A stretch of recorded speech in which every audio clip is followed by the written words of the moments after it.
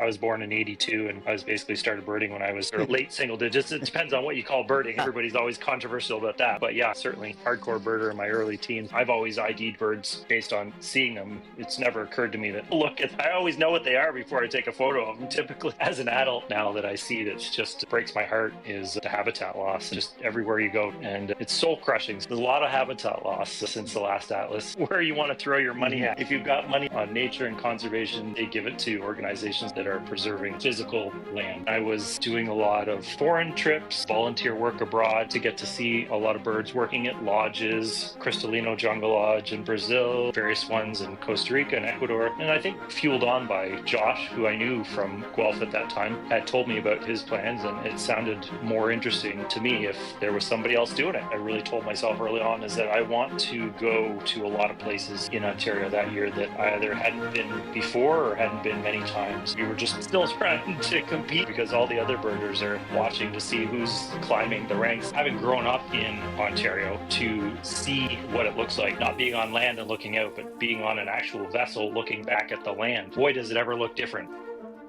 Welcome all to my front yard in Brantford, Ontario. I'm Robert Baumander, and you're, well, you.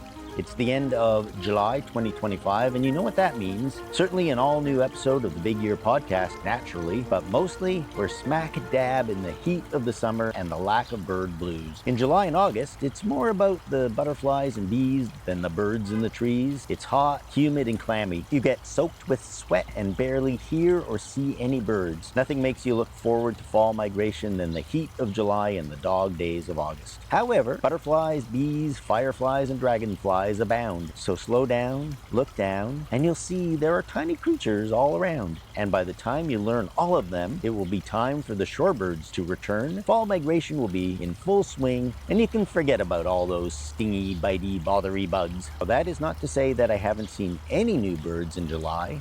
The first 2 weeks were pretty good. I finally got to see that brown pelican. Last month, as you know, I was grousing about the fact that I missed it in Niagara-on-the-Lake. But wouldn't you know it, a week later it showed up on the shores of Lake Erie. I raced down to Fort Erie the next morning, and within an hour I did finally get to see and photograph and enjoy my first brown pelican in Canada. A rarity indeed. That same day in Chatham, Kent, I got to see a lark bunting, not unheard of in Ontario, but still pretty rare in any given year. A few days later, I went to see a short-billed dowager and a stilt sandpiper in and around London, Ontario. But since July 11th, no new birds have shown up, and I can now just sit, wait, and hope for those fall warblers, including that fancy yellow warbler with the black cap called the Wilson's warbler. Maybe it should really be called the black-capped warbler, or the how the heck did I not see that warbler in the spring warbler. This month's episode has been a long time coming and is dedicated to my birding pal, Andrew Keaveny. Oh, Andrew. Why the lament? Because according to my iMessage history, Andrew and I actually recorded this episode back in late February or early March of 2023. Sometime afterward, as I was going through podcast recordings to edit, I couldn't find that specific recording. So I went on to other projects, recorded new ones, didn't lose any of those, and occasionally searched my hard drives, iPads, iPhones, sound recorder apps, looking for the original recording. After a while, I just forgot about it. Sorry, Andrew. Then, late last year, someone asked me about Andrew's episode that was already a year overdue, and I went back to searching, thinking that it had to be somewhere, right? Once again, I was searching old iPhones, hard drives, my sock drawer, and under the bed where I found only fluff and dust, which I'm told my brain is mostly filled with. Again, no original recordings. Again, sorry, Andrew. Oh, and who is this Andrew Keaveny, you ask? Most Ontario birders will have heard of him, but if you haven't had the pleasure, Andrew is a longtime Ontario birder, world traveler, and guide, one of the most knowledgeable birders I know, an all-round swell guy, and a good birding friend of mine whom I met way back in 2012. I was doing my ABA Big Year, and Andrew was doing his Ontario Big Year. The first time we met, I learned that he had known Sue from when he was just knee-high to a Canada goose, birding with his parents at Colonel Samuel Smith Park in Toronto. Well, maybe he wasn't that young. Sorry, Andrew. Since then, we have run into each other often while out birding or at rare bird sightings all over Ontario, as well as at Colonel Samuel Smith Park in Toronto, where we always try to show up for new park species to add to our coveted Sam Smith Park list. So back to the long and winding road to this episode. In February of this year, I messaged Andrew, tail firmly between my legs, microphone in hand, to ask him to please re-record the episode. Unfortunately, he was under the weather at the time, and I never did get back to him about my podcast mulligan. Again, fluff and dust for brains. I'd be right at home at a teddy bear's picnic if you get my drift. But I digress.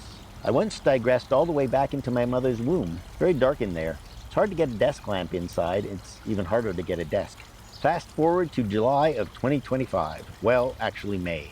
When out of the blue, Andrew himself, messaged me asking for a donation to his birdathon. I said I was happy to do it, but in exchange, we had to finally complete what we had started over 2 years earlier. Andrew was game, and this episode is the result. It's certainly more timely and up-to-date than if I had just found and presented the nearly 2.5-year-old recording to y'all. So as they say in the South, y'all just kick back, grab yourself a Long Island iced tea, sit a spell, take your shoes off, and enjoy the Big Year Podcast with me and Andrew Keaveny.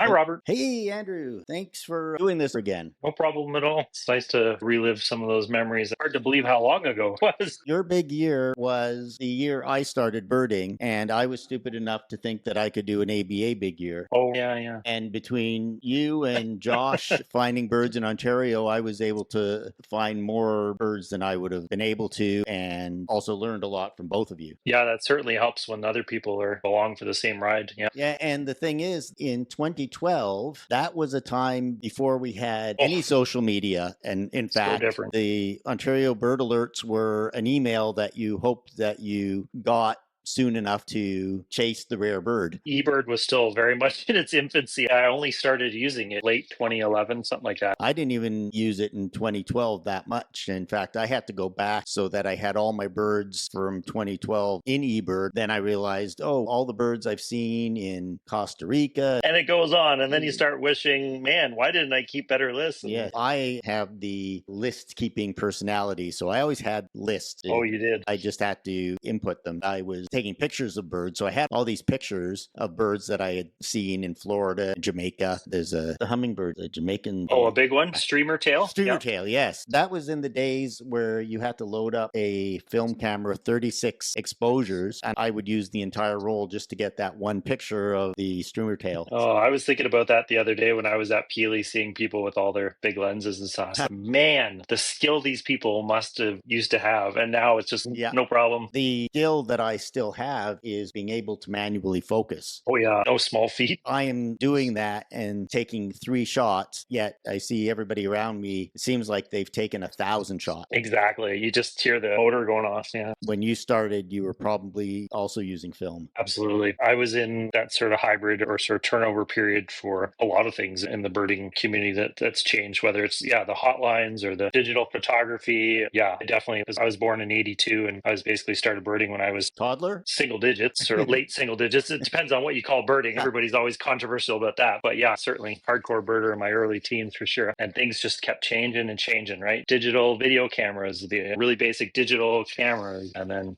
I was pretty happy. I was never a good photographer. I still wouldn't count myself as a decent photographer. I don't enjoy it the way some of the other youngsters do, because I think that era just landed in their lap and they had a camera in their hand as a young teen. But I don't get the kick out of that as much as some people, but I use photography skills for documenting rare birds and for interesting stuff as well. A lot of the younger birders or COVID era birders, they're taking photos for ID, and so it's helped them very much. You're right too, with Merlin and various things. And I never really thought about that. I've always ID'd birds based on seeing them. It's never occurred to me that I always know what they are before I take a photo of them. Typically it's different. I had to grow into that. It's a growing pain for sure. To begin birding and without any knowledge, I relied on yourself and Josh and Jean Iron. Talking to Jean the other day, and the first real lesson that I ever learned was from her. In 2012, there was a male king eider in Welland. So I found the spot and Jean is there with her scope. And I came, Mr. I've been birding for 8 days, chasing this rare bird. And she lets me look through her scope and I saw it. I was about to walk away and she said, "Aren't you going to stay and study the bird?" That really made me stop and think, this isn't only about picking off birds. You do have to learn what you're doing at the same time. That lesson stuck with me. It's something something that I have in my head every time I see a new species or a bird that I'm not that familiar with. Yeah, Gene is the king of scoping and studying. And it's funny you mentioned that. As soon as you talk about the eider, I'm trying to think, I do not remember that bird.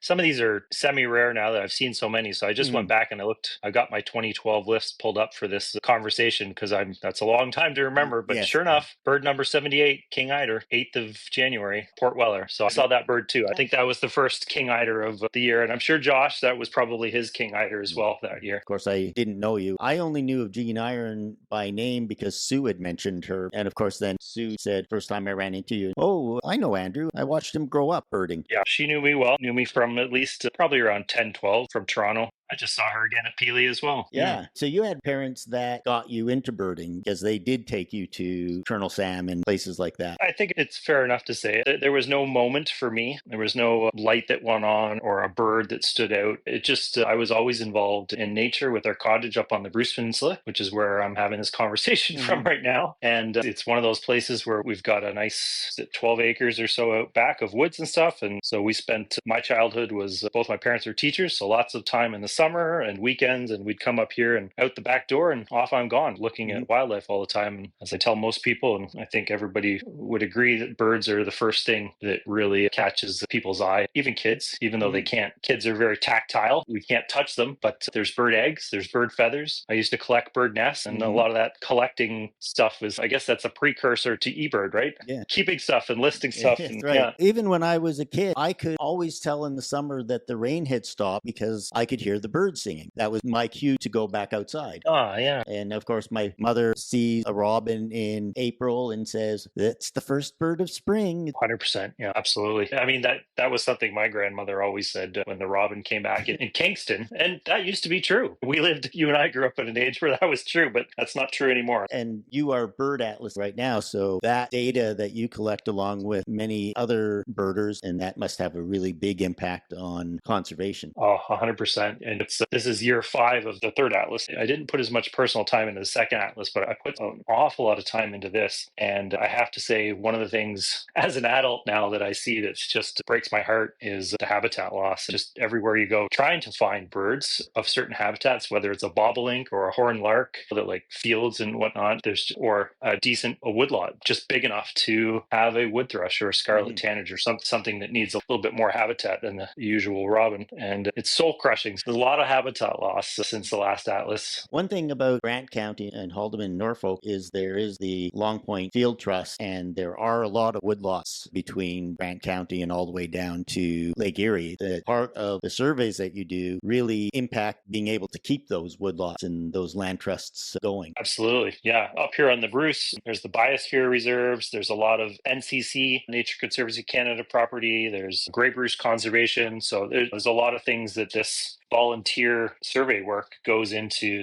feeding information to later on. And of course, the atlas itself goes into the MNR and Canadian Wildlife Service. And so a lot of people will be using this in years to come, depending on what type of data you're collecting and where you are in Ontario. Some of the stuff I do is offshore. A couple of years ago, I was looking at and counting gulls and herons. There were the fishing islands in Lake Huron. And so that stuff is really important as well. Do the conservation people take that to the governments and the municipalities and say, this piece of land right here is very important to the survival of a species in Ontario? Right. That's the hope. But we've just moved into, fortunately, we voted for another 4-year stint in the Ford government. They're not very kind to the environment, shall we say, and they're willing to push stuff through very quickly, which the rest of us can understand why they want to do it, build homes, whatever, but they want to get rid of an awful lot of these types of things. It doesn't really matter what you find in some of these properties to some extent. They're just going to build anyways. Hopefully there are donors and people who are willing to buy and donate land. At least some of those people will listen to what people like you have to say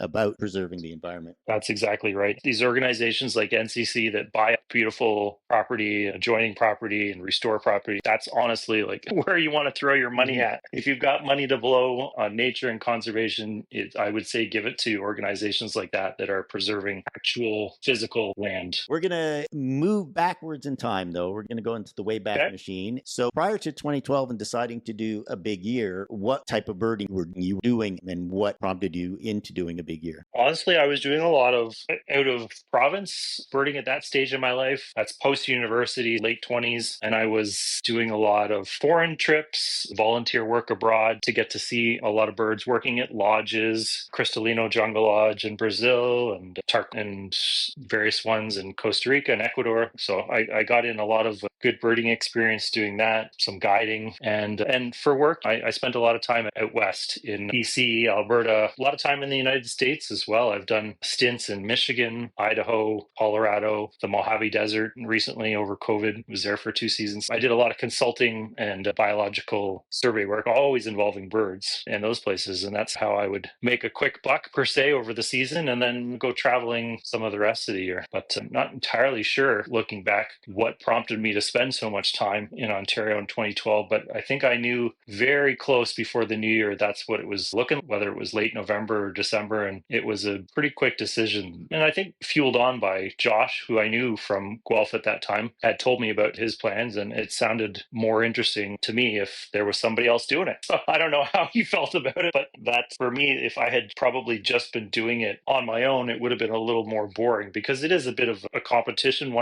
Whether you win or not, it's the competitiveness that kind of keeps you going all year, sort of thing. And I think I probably, like other people who have attempted it, maybe would conk out if there wasn't some sort of competitive edge or somebody else to keep you going. And did you see it as much of a challenge to yourself and making yourself a better birder as much as competing with Josh? Yeah, definitely. One of the things I really told myself early on is that I want to go to a lot of places in Ontario that year that I either hadn't been before or hadn't been many times. And I think I accomplished that fairly well, going up to James Bay twice, once for the Shorebird project and then once on my own in a helicopter to net it for 10 days. But I went to Rainier River as well on my own, which was great, and in the fall. So I did a lot of things, visited a lot of islands, such as kayaking out to Middle Island from the island, the south end of the island. So yeah, I definitely tried to visit a lot of areas I'd not been to before. Some of the islands in the Ottawa River, some of the islands offshore, Georgian Bay and Lake Huron and the Bruce. So yeah, it was more just trying to get to places I'd not spent a lot of time before. And a lot of the time, you're not going to find rare birds at these places. They're not necessarily rare bird meccas. Sometimes there was some interest behind it, like with the Middle Island. This was before Neotropic cormorant was a thing in Ontario, and it was annual. But that was an idea of mine that maybe there'd be one out there. Little did I know there were tens of thousands of cormorants. So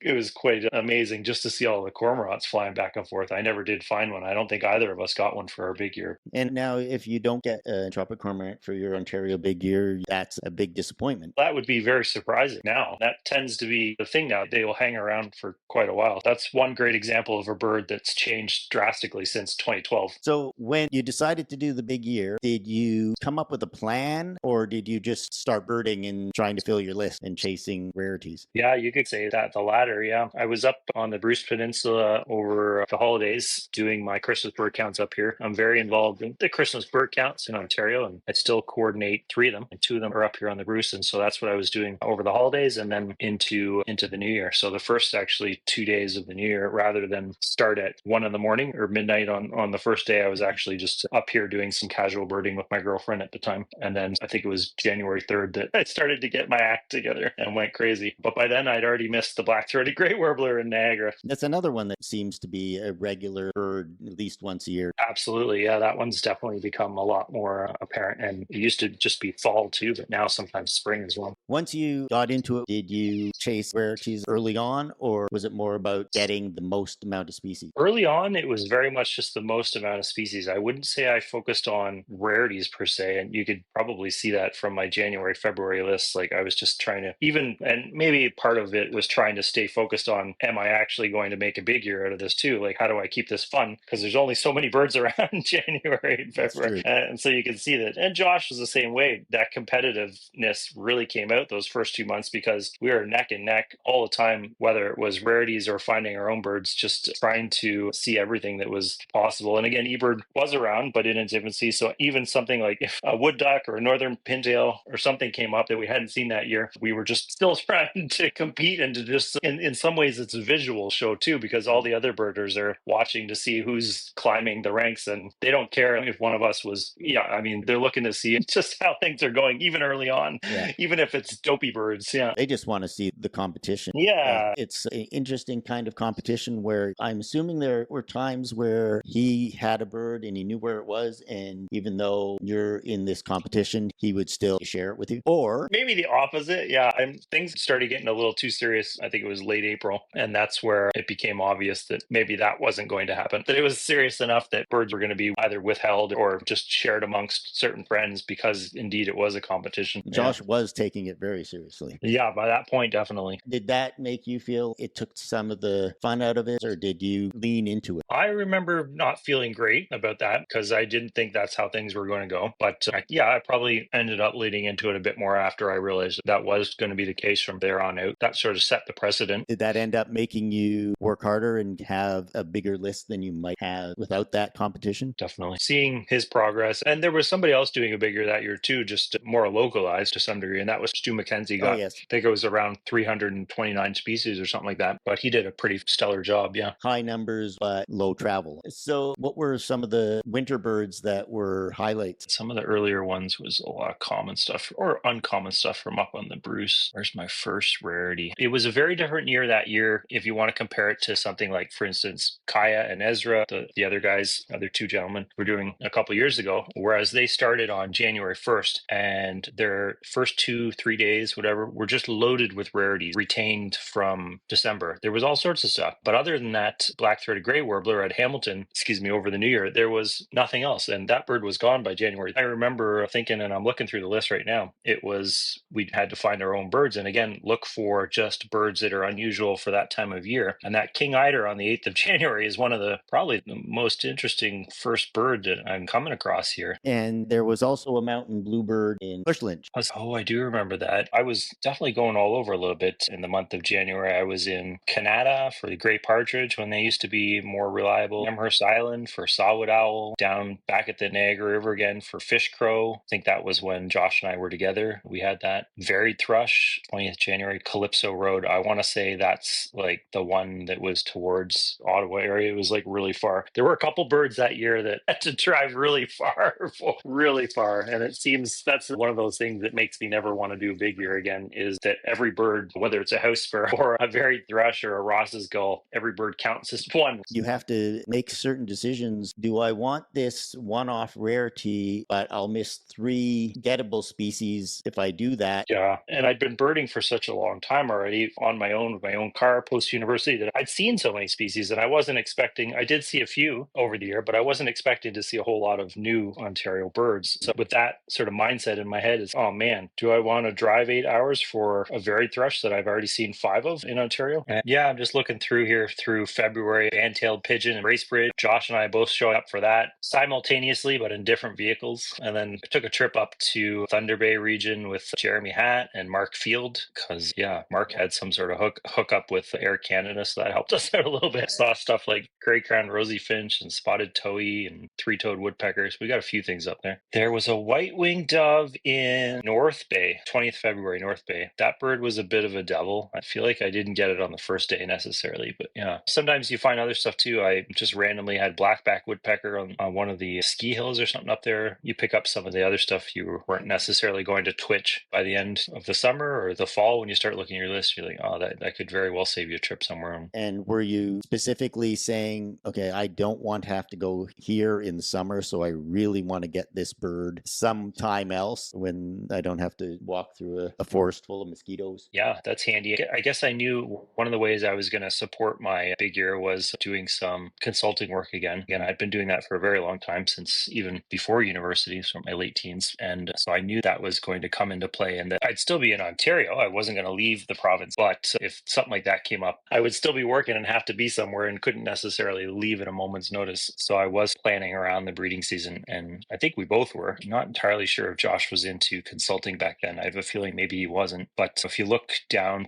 to the end of May, 28th of May, that was the last bird of May I had, was a Western Sandpiper at Long Point. David Bell, I remember, found that bird, and Josh was there as well. So 293. I only added 6 birds in the entire month of June. So yeah, it was pretty much, May was just kick bird butt and get lots of birds and then make a little bit of money and see whatever happened to still be around. So like June happened to be like stuff like Dick Brewer's blackbird, yellow-billed cuckoo. Oddly enough, there was a red-throated loon on the 8th of June hanging around in Niagara. Remember, beautiful breeding plumage bird. So we got that then. Brant, cat, and that was pretty much it for June until birds started coming back late July. Did you spend a large chunk of May at Point Peely. Huge chunk. I guess I should take that back. Maybe not a huge chunk, but I want to say, if I look back, late April, early May. Yeah, I'm looking back. I was there the 22nd of April, for instance, 21st. Yeah. And then I was back in early May again. I think I made at least 3 trips looking at sort of eBird probably and stayed for multi-days sort of thing. But I took in other places. Like I spent a lot of time in Rondo. Rondo was a place, and I don't probably spend as much time there anymore, but it was a place for a while that I used to spend a lot of time because I was a naturalist there back in 2001, I think it was. I got to know Rondo a long time ago, and it was such a beautiful provincial park. Did you have a little more success at Peely than I remember having? No, Josh did, unfortunately for me. Yeah, he got at least one worm eating in Kentucky, I think just one each, but it was a very poor year for those southbound ones, and I didn't get either of them. And I remember working really hard. I think if I remember correctly, his worm eating was later in the afternoon, a self-found bird, so it wasn't even really twitch. And Kentucky, I twitched at least 2 at Peely and missed them both despite getting there ASAP, but they can be devils. So June and July are very quiet months. Do you do some of your consulting to make a little extra money during the slow months? yeah, I think the consulting it usually goes through early July, but I'm looking here. I remember Rick MacArthur played a big part in my big year from, you probably know him from Rondo. He's got a home there. And that, not sure if it was either that year or the year before was when I just got to know him. And July 2nd, magnificent frigate bird. And I remember being there with Rick, and he had a pontoon boat. He took us out of Erio on, a couple of us, and we went out to see that bird while people were scrambling out towards the south point at Rondo, which is a very long walk, trying to see this bird. But we were out on the lake looking in, and we rediscovered it after its initial sighting. So that was a great memory, pretty cool. And it's a reality check regarding rare birds, and we often forget that these birds are not where they're supposed to be. And the reality is, I guess it's hard to say for sure, but I think most of us educated people realize they're probably never going to get back to where they're supposed to be either. Whether some of them end up being seen for many years doing migrations north and south, some very particular large individuals, and they never return back to where they're supposed to be, and others get lost in the abyss. And the reality is they probably die because they were probably under an awful lot of stress and had an incredible journey. Just took them in the wrong way. They just couldn't make it, couldn't hack it. So when did the season start to pick back up where you had to start chasing again? I guess that would be, let's see, late July, early August. I was in James Bay for that shorebird project. And so there were a few things we added up there. We weren't really chasing, but stuff like Arctic tern, yellow rail, conch sparrow we got. And the problem is we were both getting them because we were both there on the same project. But if I look back, one of the next big twitches, I guess, was the thick-billed kingbird on the 29th of August. And if I'm remembering correctly, that still remains the only bird in Ontario. I don't know if there's been other individuals east of the Mississippi since, but that was I think at that point it was like the first. It was a pretty epic bird. That's definitely one of the rarest birds of the big year. Yeah, I've only ever seen one, and that was in Arizona. And that was almost would not have said if it just happened to be sitting out in the open after leaving one spot. And as we're going around the corner, it was there and I got to see it. And then we moved on. It's amazing how many birds that if you didn't see them at the time you saw them, that exact moment in time, that would have been one less bird on your list. Absolutely. Did you have a few occasions of that where if you hadn't been close enough for a bird to get it, within hours, it would have basically been gone? Yeah, honestly, there was a lot of examples of the opposite of that happening. There were a lot of examples of birds that I was so close to getting, but missed. And they might be individuals or species that Josh picked up elsewhere, even those exact same ones. He just happened to get there a little bit earlier. But there's some great examples of like red phalarope in Toronto by the Spit the same day. That was an epic fail of a day. There was a Townsend solitaire that Josh refound after going to look around Burlington there for something that had been reported as possibly that. And then I got back there just at dusk after not really seeing the red phalarope, at least not well enough to tell you it was anything other than a phalarope. I never counted it. And I just drove like a bat out of hell to this solitaire and got walking out in this area where all the birders were looking for it. And I was asking, whispering, where is this? When was the last? And everybody said, oh, it's in this it's hiding in this shrub, and nobody seemed to know exactly where it was. Remember, Barb Charlton was there, This other is the people one still at there. across from Van Wagner's Beach. Yeah, across from there, and I saw that sort one. of. Oh, don't tell me that. Everybody had left, and I was about to leave, and another birder, another young birder, like was a young birder. A young birder showed up and asked me about it. So I said, I'll stay a little bit longer and see if we can find it. And I don't know exactly where it had been hiding. Obviously, you didn't either, but it flew up. It landed on a bush for about 10 seconds. I got the kid to be able to look at it, and by the time I got my camera up to take a picture, it was gone. Okay. Yeah. Was that right at the end of the day, or was that a bit earlier? No, that was almost before it got dark, I think. Okay. That might have been one of the last times. I just remember hearing a bunch of, not even shouting. I would have thought people would have shouted louder since they knew I was looking for it. But I heard some voices and I looked behind, and this bird was airborne, and I ran, and I'm following this bird going across and over the highway, the QEW, and I'm following it, and just got my binoculars up, and I'm just shouting, "What is this? And that's the bird!"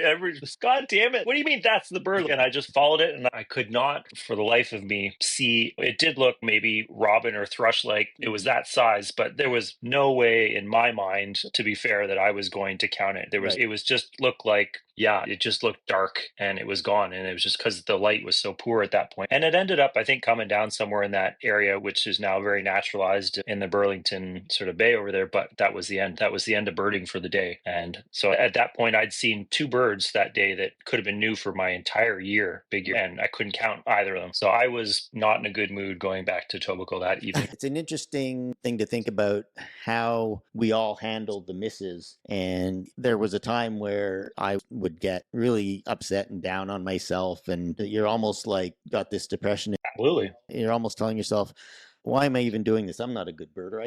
You're such a failure. Yeah. And I think by the second time that I had chased the Stellar Seagull in 2022, I had to step back and just tell myself that get what you can get, and you can't keep missing this Stellar Seagull and keep kicking yourself anymore. I just told myself, just be happy to be in a place you'd never been before because you were chasing this bird to this place. And that is hard to do, especially during your very first big year. Yeah. And I'm assuming nowadays that you don't get quite as down on yourself when you miss a bird, or am I wrong?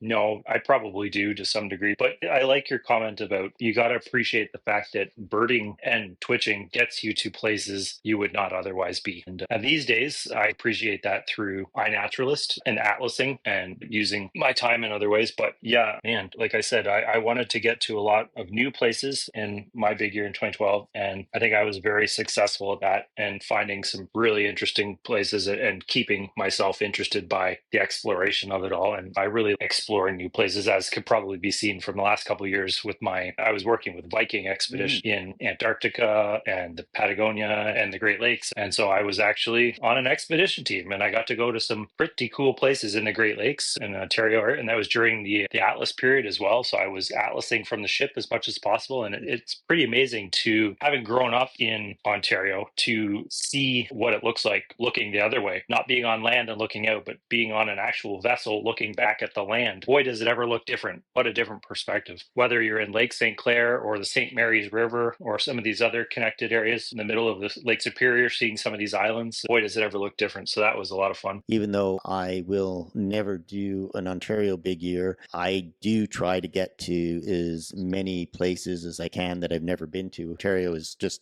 full of them, which is why Ontario is probably very popular for big years, more so than a lot of the other provinces. Yeah, the number of eco-regions you can visit in a year. We had these crazy people that were going up, very adventurous people, but crazy nevertheless, that went up to, was it Winnett or whatever, in Northwest Ontario, early spring or late winter, to look for rock ptarmigan. As I was talking to Kaya Jasper recently, and we're like, is this going to be the new precedent for setting a big year? Will you have to have rock ptarmigan? Because I didn't get either ptarmigan. I decided that wasn't worth it money-wise, and I think pretty sure that was the same with Josh. Neither of us did a trip to the Hudson Bay lowlands, really, other than the James Bay. So speaking of James Bay, you did a second trip all on your own to James Bay, and very adventurous trip. Yeah, you've told me that story before, but I want to hear it again. Yeah, I'll give you the highlights for sure. I stayed in a rustic cabin, the premises of, there's some native folk up there, probably from Moosonee or Moose Factory, that own a few properties up there, and this was one that a lot of birders used to use and have used since by giving them a bit of money. And let's face it, nobody else sane enough is going to be out vacationing there that time of year. I was playing catch up at that point behind Josh in my big year and thinking of things to still. I had not been to Nut in the fall other than late August for some of those. So I didn't really have any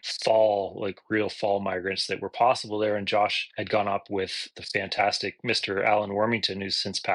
They had an incredible time and probably one of the better trips up there. Go figure. They came back with an awful big list of birds that he hadn't seen yet that year. I had to decide. I hadn't previously thought I was going to go up there again, but at that point I was like, oh man, I think I'm going to have to, because there's only so many birds that are going to be twitching between now and the end of the year, and I don't think I'm going to be able to catch up unless I do that. And that was definitely the case. And as it turns out, I never did catch up, but that certainly helped. It filled the gap. But it was because of the time of year. That was like, I'm just looking here, around the 19th of November, that period, 19th to 24th. It was about a 10-day period, and it was pretty cold, as I'm sure you can imagine, in southern James Bay at that point. And it had already iced over. I'd been looking at ice maps and listening to what Brandon Holden had been saying about things, and there was a warm spell that came up. So it was a very last minute trip. I thought there was no chance, and then all of a sudden there was a warm spell, and the ice was going to melt. I could tell it was going to happen, sort of thing. So I arranged a trip last minute, went up, and I think it was like day 3 or something after the entire bay had been frozen that the ice started breaking up and loosened up, and it was open. And so that's when things started going my way, because you needed that southern James Bay to be open in order to get some of the birds I was looking for. So I picked up a few birds up there, like dovekey, gerfalcon, and northern fulmar, and it was a really good trip, just generally. You were completely on your own? I was completely on my own. I'd been dropped off by a helicopter, and I'd given the helicopter guy instructions about when to pick me up again. And I brought extra food, and I guess this is the crazy part of what happened on the trip. I didn't have any sort of Garmin InReach or anything like that, and I didn't bring a radio, nothing. I just figured the guy would remember to pick me up. That was not the case, though. He ended up spending 2 extra days up there, and it was pretty cool. I feel, from what I remember, it got James Bay froze up again towards the end, and but I had enough food and stuff. That second last day, though, I remember writing help in the snow just in front of the forest on a big opening, and because I was getting a little worried, because I'd seen the odd aircraft go by well out in James Bay, but nothing overhead, and obviously I knew that there was a problem. I didn't realize the problem was something as simple as he'd forgotten about me, but he picked me up on another run on his way back from somewhere, some point east, and he picked me up, and so he had some other people inside, and he told me the story. He said, man, I'm so sorry. Last night I was in Moosonee, and I was staying in a little motel, and I just couldn't get to sleep. And he said, I was looking at the ceiling, and all of a sudden it just hit me. And he said, the guy from Toronto. I said, my God. And so as soon as he woke up in the morning, he arranged so that he could pick me up. But yeah, he'd completely forgotten. Some of the scariest days of your life, not knowing if that was... It was concerning, but it wasn't. No, I've done a lot of outdoor field work out west and whatnot, and a lot of it's remote and by myself. And so that wasn't really a problem. I thought it would work itself out eventually. But certainly I was getting concerned by the second day, hence writing help in the snow just for a pick me up in case somebody happened to be going over. And who knows, that might have been the thing that saved you too. Did you have polar bears to keep you company? No, I wouldn't say that it's impossible for them to get that far south, maybe in the winter with the ice, but that's a little bit farther south than they normally come. So it wasn't really something that I was thinking of that I was worried about. No, it's more just being cold and whatnot. But I had enough chopped wood and I had enough food that I probably could have still been another day or two if I needed to. So you are the person that you want to be stuck in the woods with. Yeah, probably wouldn't hurt. I did a lot of scouts and a lot of field work, and yeah, I was in Cubs and Scouts for a decade or two. You learned how to tie that knot that I never learned how to tie. That's right. Yeah, there's a few things that you never forget. Yeah. When you got back, what was the final stretch? And you're going into December then? Again, December was like June. As it turned out, I missed a couple things in December. Like there was a ivory gull that I went to try and see in Arnprior, but it was one day only. Many birders showed up the next day from the Ottawa region or Eastern Ontario, but the bird did not persist, unfortunately. Even I think it was, I don't remember if it was Delabio or it might have been one of the other guys from Arnprior, putting on fish and stuff like that. I was just south of the border birding in New York and Massachusetts. I was driving through there on my way back, and I had seen the report of the ivory gull, and I was trying to decide whether I should give up on the couple of birds that I was looking for down there and go for that ivory gull. And I guess I made the right decision to not go for it. Yeah, I think that was very close to the new year. And if I remember correctly, Josh had basically finished his big year by then. And I think he actually went somewhere in the last couple of days with his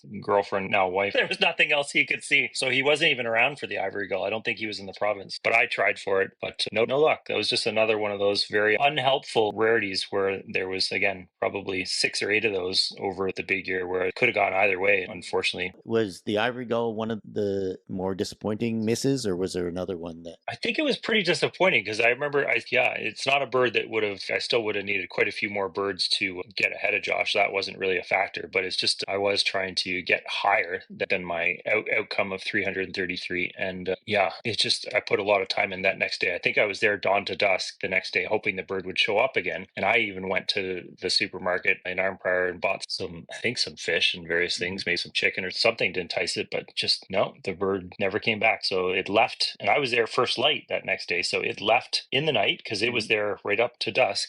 And somehow just disappeared in the night, as birds do. Yeah, I always find it funny when someone says, so do you think whatever this rare bird is going to be there tomorrow? And all you can say is, hope it is, but one way to find out. You can get it right some of the time with a bit of knowledge, but there's always a few that throw you for a loop. I thought for sure that bird was going to be there. I think that's why I made that big trek, because I was pretty darn certain it was going to be there. And have you got an ivory gull in Ontario? I'd already had an ivory gull in Ontario before that. Some consolation. Yeah, Ross's gull is the one I need. I've never seen that in Ontario. So I've only seen the one in Quebec. The same bird that I saw. Yeah. I think a bunch of us were going. I now remember the fact that a whole bunch of us were birding along the Niagara River, and we were all discussing whether we were going to go for the Ross's gull the next day. And I remember getting there a little later in the morning than everybody else. And I think everybody else had already seen it. And it was -40. I went to the fence on the opposite side of where the fort was, where a lot of other people were looking for it. And the only people that were there spoke French. So I couldn't talk to anybody. But from where my car was parked, I could see them up on the hill. So at some point, I just got in the car and turned on the engine and just sat there warming up. And then suddenly I just saw some arms waving and ran back up the hill, and it had floated out from behind a bush that was just inside the fence line, and it had been there the entire 3 hours. Oh my God. That we had been looking for it, because it didn't fly in, it just floated literally out into the middle of the water. That was my Ross's gull. It used to be that you would go to Churchill for your Ross's gulls. They're not dependable there anymore. That's a bird you want to go for ASAP anywhere. Once the year was over, were you happy with the result and relieved that it was over, and as you said, vowed to never do it again? Oh, definitely. And I've thought about it a few times since, after some of these younger guys have inflated the possibilities of, especially with those social media now playing a big part. But no, it's not something that, I don't know. It's an entire year doing this. Imagine the amount of time it takes out of your life. There's too many other things to do with a year. As you get older, you start realizing that that's a great thing to do when you're a younger man or woman and you don't have family that needs you all the time, or you don't want to go on vacation for a couple of weeks somewhere to do a dedicated big year like that. You can't leave. You got to be around. You got to be available most of the time. How many people can say they can do that? Retired people, but also they've got lots of family, or young people who haven't quite reached that opportunity yet. Or dimwits like me at the age of 51 who just think that seems like a fun thing to do and then just do it. And I didn't really tell Sue that I was doing it. She thought it was just half joking. Oh yeah, I'm going to do a big year because I'm going to California in January. And then of course my job had me traveling around North America. Yeah, I'm forgetting you were still working, right? Yeah, and what changed the idea of it being like just a personal big year just to see how much I could see while I was working was when I went to California in early January. Sue had hooked me up with a guide that helped me immensely because I couldn't have found anything on my own 6 days into the year. Right. I naively said, I'm trying to do a big year. And he's like, you've only been birding 6 days. And he said, do what you want, but you can't call it a big year unless you go to Arizona and Texas and Alaska. And guess what I did? I went to Arizona and Texas and Alaska. And those are the kind of things you have to take into account when you're doing a big year and you have a job, is that you can't just be anywhere you want if there's going to be something else that requires your presence. And that still was worth it for me. I'm in Alaska. I don't care. Why would I have ever been in Alaska at all if not for doing a year? Why would you have spent 10 days in James Bay by yourself in a cabin if not for doing a big year? Oh, I know. It's Looking back, it's going to these far-flung, really interesting locations. And sure enough, it adds possibilities to what you could see in Ontario in here, because you might get, and I guess I didn't really mention, but again, I've been looking, not only was James Bay going to be breaking up while I was there, but there were some really powerful north winds coming south into James Bay, and that's exactly what you want. So the stars aligned, and that's why I got to use a scope there and see stuff like my dove key, which I will say was not accepted by the OBRC. And Josh and Alan had a couple things I don't think were accepted either, like great cormorant, but my fulmar was accepted, so I was happy about that. But it was only because of those incredible winds. And I remember being out there pretty much dawn to dusk the entire day for a day or two when those winds came, and it was pretty thrilling. I had to go back and make myself something hot like tea or soup and stuff like that once or twice, but I spent an awful lot of time just scanning and hoping for something other than a long-tailed duck or whatever. There was not a whole lot out there by late November. It was not like some of these lists, the people coming back these days when they go in September, October. There were a couple shorebirds that flew by at one point that were probably purple sandbirds, if I remember, something like that, but there was very little left in the Arctic because it had already frozen over and all the birds had already left. So this is just, it was clearing up whatever happened to be north of the frozen. And you got to see it. I guess that's the priceless part of all the money and time you spent. Absolutely. And there's other interesting things that were there as well. Like there was a red-winged blackbird one day that flew in. And I remember Wormington telling me later that was not unsurprisingly like the latest record ever for the region of red-winged blackbird. And that's because no one had ever been up there that late. Yeah,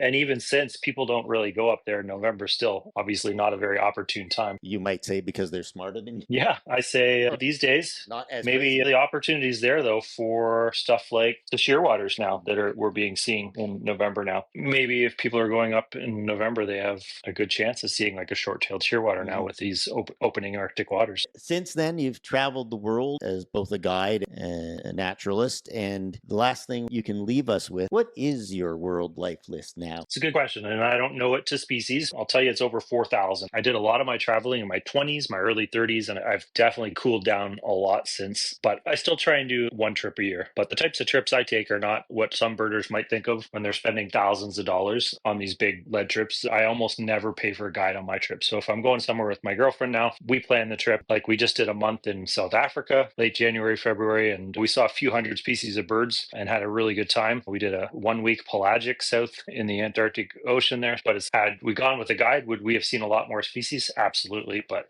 that's not the type of trip we want to do. That's the kind of trips Sue and I have taken to Panama and Costa Rica. We'll go to a lodge. We will ask, is there someone who can show us around for the day? And we'll do that as well as birding on our own. We've found that much more satisfying than being led along on a trip with a dozen other people, having to do the same thing every day with the same people. No, it just depends on what you're trying to get out of it. If you're trying to get ticks and species, then yeah, you want to go with the guide, of course. But if you're trying to have a really nice, just a trip that's the way you want it, you got to do it yourselves because again, you're going to, on these big trips that people take, the birdie groups, you don't have a whole lot of say in what's going on. You have your itinerary ahead of time and there's really no veering away from that. And that's why I've enjoyed the way we've traveled. Yes, we'll hire a guide for a day here and there, but once we know the lay of the land, we'll be able to go birding on our own the rest of the time. Yeah, and that's exciting. Yeah. And we found so many cool things just by doing it that way, and a little more satisfying that way. Oh, it sounds like a great plan. Yeah. You've done the real thing. Were the emperor penguins one of the highlights of the trip? Oh, all the time I spent there, I didn't even get to see emperor penguins because you got to go right to the heart of the continent, even past the peninsula to see those. Even the expensive guided tours don't necessarily get you to those. Not at all. You got to go to a very privileged type of a tour, unless you get lucky with one floating on an iceberg. Yeah. I'm glad we were able to do this. I will promise not to lose it. Okay. Thanks very much for having me. Yeah. Thanks for journeying back to 2012. I do remember one bird for sure that Josh had found, which was the non-breeding plumage red knot at a sewage treatment plant. I had not seen one all year because I hadn't been in Cape May at the right time, and I don't think we were getting red knots willy-nilly here in southern Ontario. I saw Josh report on that and was able to pick it out because it was the only one. Oh, that's good. It's impressive that you remember that. Yeah. It's birds like that I went by myself and found with no one pointing at it that are some of the more memorable ones. Oh yeah, I could tell you every one. Those are the ones that you don't forget. Yeah. I wish you the best, and looking forward to seeing you in the field again. Look forward to it. Take care. Take care, Rob. Bye.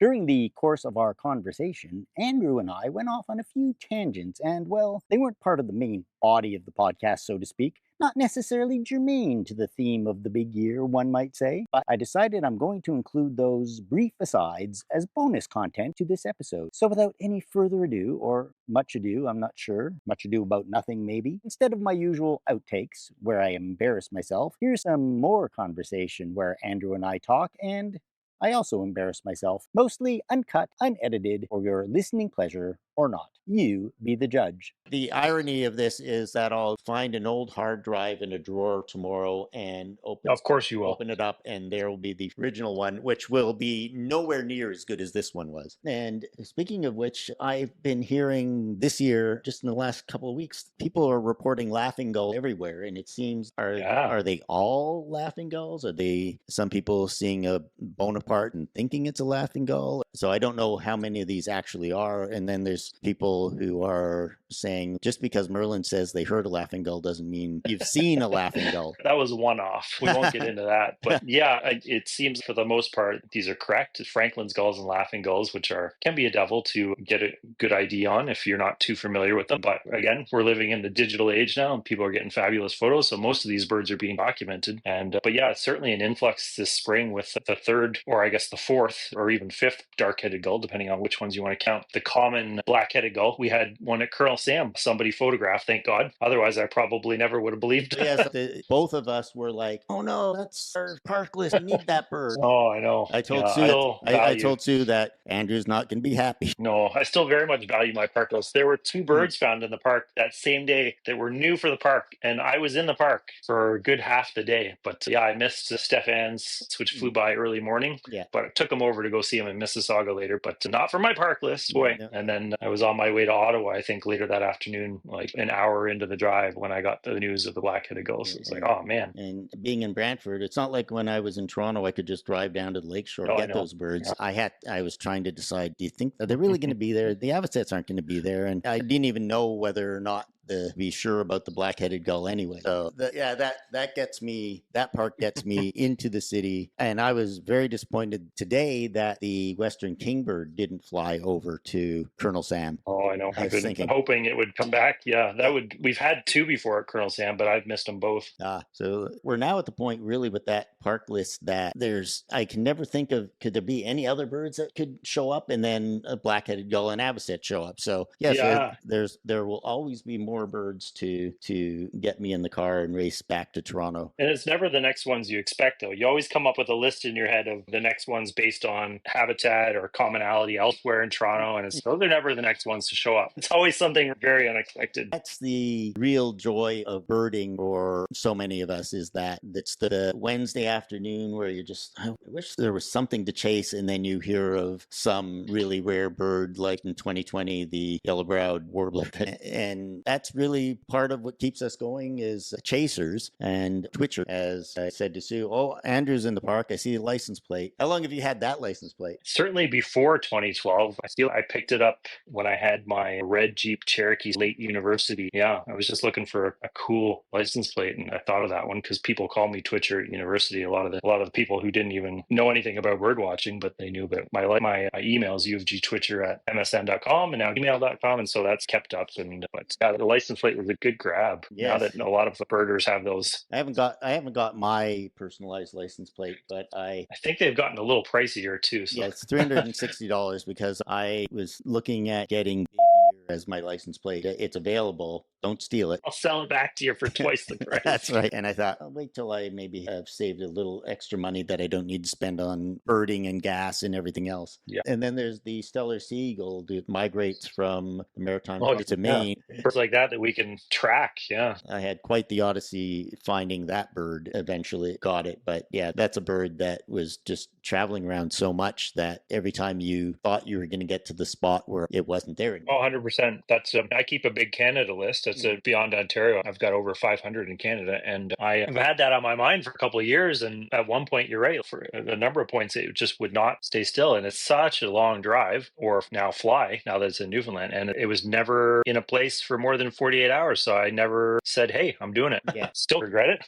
In 2021, I drove to Gaspé Peninsula to try and get it, but I hadn't quite got to the Gaspé Peninsula when it had been seen and I don't even remember what little small town I was in. And it was interesting because I was there the day after a woman took a picture of it from the front seat of her car at a red light at an intersection. And I was literally at that intersection with my head up looking, where could it be? Could it be here? We always get those ideas, like maybe, just maybe. Yeah, but I did eventually get it in New Brunswick. Speaking of Canada list birds, we had this spring the crested caracara in Ontario. That's something you were twitching? It might have been, had it not been the fact that I took Hugh Curry years ago to go see the one up by Wawa. Ah, so you had it. Yeah, the two of us made a pretty epic trip, and he reminds me of that every time now. Still see Hugh all the time. He's getting quite a bit older, but yeah, that's one of his last birds. Good memories. I try and phone him up anytime there's something really interesting in Ontario. The very last one we went to was the Cassins kingbird at Peely, and I have to tip my hat to Jeremy Bensett, who waited around with his partner and through a storm. And Hugh and I remember driving west across the 401, absolutely epic lightning storms, seeing things, literally seeing like towers being like blown up by lightning. Wow. It was pretty amazing. Yeah, it was an incredible storm. I'll never forget that drive. And we got there just at dusk and saw that bird. That's one of the last Ontario birds that Hugh has on his list, and he's one of the biggest listers. Well, I remember 4 or 5 years ago at Colonel Sam, and I think he was like at $4.99 or something like that, and where he was talking about how much he really wanted to chase to get that one extra bird. Oh yeah. And obviously he did it, but you get to a point where the body is not in sync with the desire. Yeah, I'm not there yet. But you know what? We could all be very happy if we're at that age and still birding like Hugh is, because that's always a big inspiration to me to see how many birders are of an age, so to speak, that if you weren't a birder, you'd be on the couch waiting to die. Yeah, they've still got a spark to get them out. Yeah.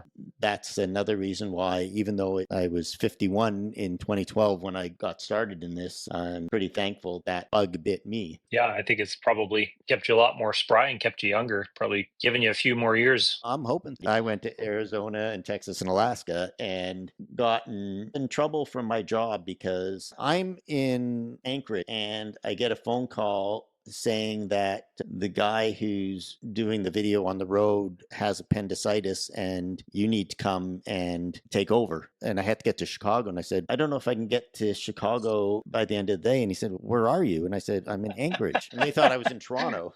And I trained minor league video guys at the time. So I got one of my minor league video guys to go. And I spent the entire afternoon and evening on the phone with him, walking him through every step of the process to do what I was supposed to have flown down. Oh no. So one thing we are going to do, because we cannot afford a real catered Antarctic trip, is we're going to do what cruise ship is it? Celebrity Cruise? Celebrity does a cruise that has 5 stops, a couple stops on the North Antarctic coast, and then you go to the Falklands and a couple other stops along the way. That sounds awesome. You're not going to get to go into Antarctic and see the emperor penguins, but they do zodiac trips at the different stops, and someone I met who had done that said they saw all the penguins that you can see except the emperor penguins. I figure that's worth saving $15,000 each, and also not having to be on a very specific itinerary too, and just being able to enjoy the 2-week cruise. Plus we'll be able to do the before and after on her own as well. But Sue can't do that until she retires, and so we have 3 weeks to do the trip. Okay. Yeah.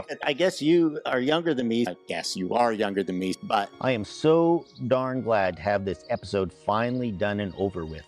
Stick a fork in it, it's done. Yippee! That was a terrible yippee. Yeah, but I'm not changing it. Anyway, I think the episode turned out much better than the original would have been. Not that the original was a stinker by any means, but I certainly enjoyed catching up with Andrew and reliving some of the fun memories of the past and talking about some of the goings-on in Ontario birding in the present. So time to move on. Next month, we have for you a new episode of the Big Year Podcast, On the Road Again. I'll be talking to a variety of birders about what sparked them into a lifelong passion of birding and catching up with old friends. Well, the friends aren't necessarily old, but you get the idea, right? Well, Actually, some of them might be a tiny bit on the older side, one might say, but still spry and excited to be out birding after all these years. A best stop before I make a fool out of myself. Actually, that train left the station a long time ago. So now it's time to say goodbye to me and my guest Andrew Keaveny. We'd like to thank you folks for kindly dropping in. You're all invited back next month to this podcast locality and have a heaping helping of my birding hospitality. Y'all come back now, you hear?